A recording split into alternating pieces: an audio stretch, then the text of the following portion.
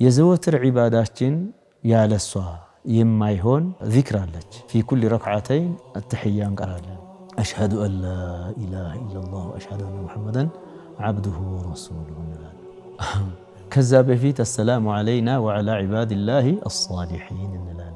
የአላህ ባሪያ የአላህ መላእክተኛ እንደሆኑ መመስከራችን ምን ማለት ነው? ይህን ራሱ አቅለኛ የአእምሮ ባለቤት በደንብ አድርጎ ማስተዋል መቻል አለበት። ከአላህ በስተቀር በትክክል በእውነት ሊያመልኩት የሚገባ አንድም አምላክ እንደሌለ እመሰክራለሁኝ። ከተመለከም በሐሰት ነው። ሙሐመድ ደግሞ የቱንም ያክል ትልቅ ሰው ቢሆኑ ግን የአላህ ባሪያ ናቸው ብዬ መሰክራለሁ። ይቀጥል ደግሞ ከፍ ሲሉ ደግሞ የአላህ መልእክተኛ ናቸው ብዬ መሰክራለሁ።